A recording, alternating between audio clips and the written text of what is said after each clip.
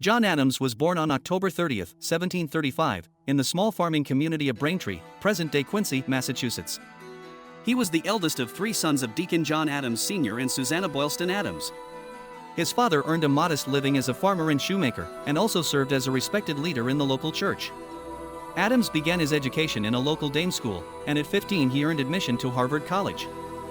At Harvard, he immersed himself in the histories of Greece and Rome, studying republican ideals of virtue, mixed government, and the dangers of concentrated power, concepts that would shape his political thought. He graduated in 1755 and, rather than follow his father's wish that he enter the ministry, chose to pursue law. Apprenticed to a lawyer in Worcester, Adams endured the rigors of colonial legal practice and, most importantly, came to believe that liberty must be preserved by strong institutions rather than by the personalities of individual leaders. By 1758 he was admitted to the Massachusetts bar and soon built a reputation as a diligent, knowledgeable attorney. In 1764, he married Abigail Smith of Weymouth, a minister's daughter whose intellect and judgment matched his own. Their marriage, affectionate, demanding, and intellectually rich, would prove one of the most consequential partnerships in American public life. Adams first entered public life through his pen. In 1765 he published a dissertation on the canon and feudal law, a spirited critique of arbitrary authority that praised New England's tradition of self-rule and independent churches. At this stage, Adams was not yet calling for independence. Like many educated colonists, he hoped for reconciliation. Still, he was deeply alarmed by Parliament's Stamp Act, which imposed direct taxes on the colonies without their consent. A stern test of principle came in the aftermath of the Boston Massacre in March 1770, when British soldiers fired into a crowd, killing 5. Public outrage surged, and the soldiers' guilt appeared all but certain. At great risk to his reputation and legal practice, John Adams chose to defend them, insisting that every person deserved a fair trial. His successful defense affirmed that justice must be grounded in the rule of law and evidence, not in vengeance. With 6 soldiers acquitted and 2 convicted of manslaughter rather than murder, Adams later described the case as one of the most important services he had rendered to his country, proving that true liberty depends on fairness, not mob passion. In the 1760s and early 1770s, Adams steadily emerged as a leading voice among Massachusetts patriots. As British crackdowns intensified, his loyalty to the crown eroded. By 1774, when Massachusetts appointed him a delegate to the First Continental Congress in Philadelphia, he was already an outspoken critic of imperial policy. When the Second Continental Congress convened in May 1775, shortly after the battles of Lexington and Concord ignited armed conflict, Adams became one of its most fervent advocates for decisive action. He nominated George Washington of Virginia as Commander-in-Chief of the Continental Army, shrewdly recognizing that appointing a Southerner would unify the colonies. Congress agreed, and Washington soon left for Massachusetts to assume command.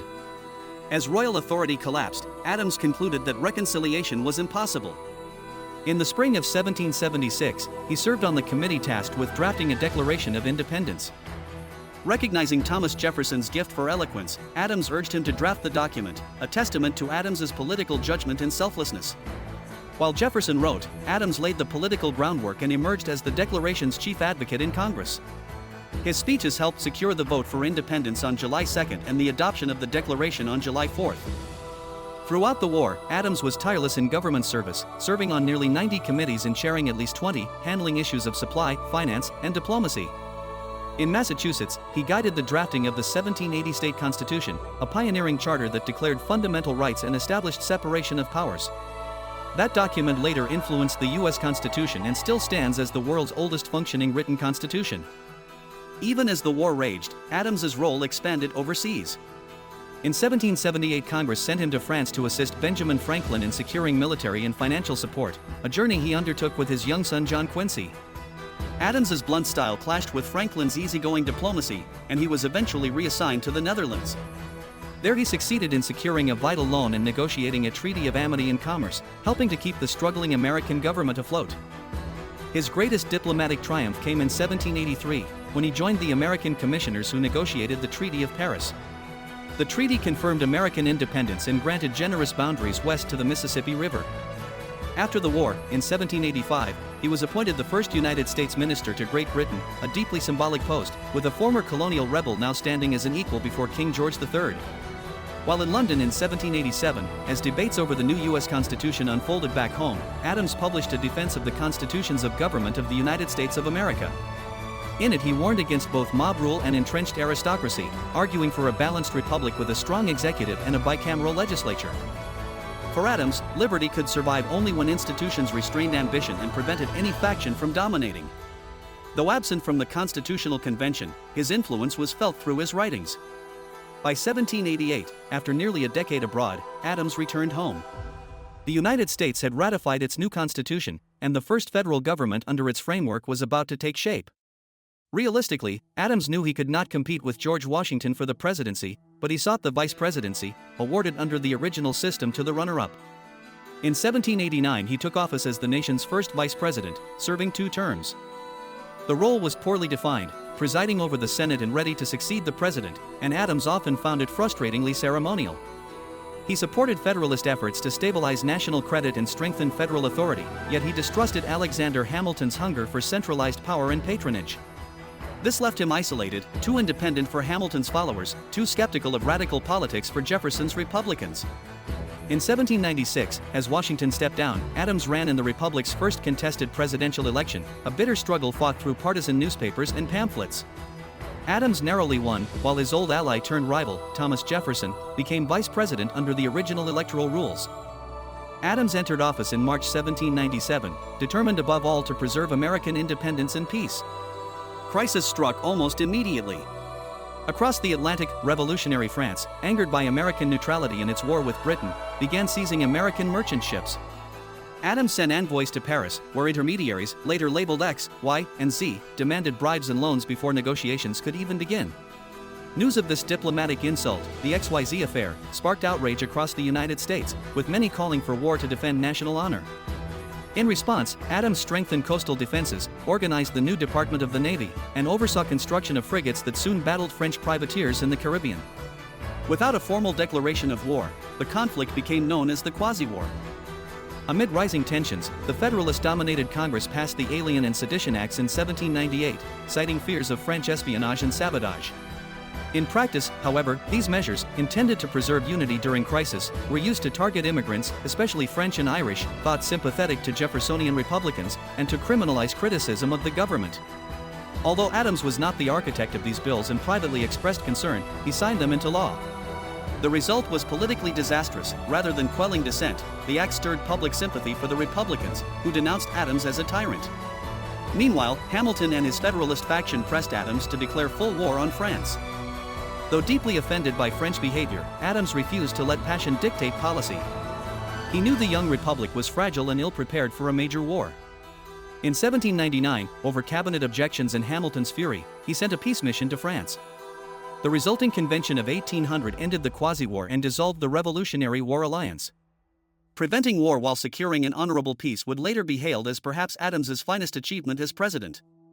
At the time, however, it deepened his political troubles, as hardline Federalists accused him of weakness. Internal strife within the Federalist Party worsened. Members of Adams's cabinet secretly took direction from Hamilton. In 1800, Hamilton publicly denounced Adams in a scathing pamphlet, calling him unfit and unstable.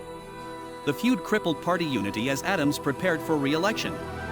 Amid these storms, he also oversaw the government's move from Philadelphia to the new capital on the Potomac, becoming the first president to occupy the President's House, later known as the White House.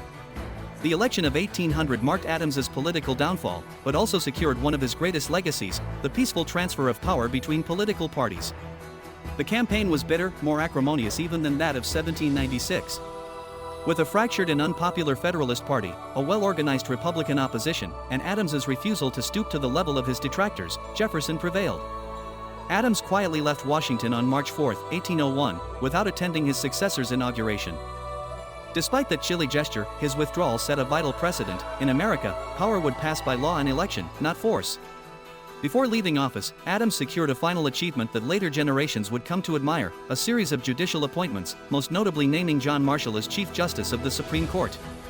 Marshall went on to become the most influential Chief Justice in American history, establishing the principle of judicial review, the power to determine whether executive and legislative actions conform to the Constitution, and solidifying the judiciary as a co-equal branch of government. Adams later quipped that while he had given Jefferson the presidency, he had given America the judiciary. After his presidency, Adams returned to Quincy with Abigail. For the next 2 decades, he lived as a gentleman farmer and commentator, surrounded by children and grandchildren. He found comfort in family, especially in the rising career of his son John Quincy Adams, who rose from diplomat to senator, secretary of state, and finally president. In 1825, at the age of 89, Adams proudly witnessed his son's inauguration as the 6th President of the United States, becoming the first former president to see his child attain the office. Though retired from politics, Adams remained intellectually active.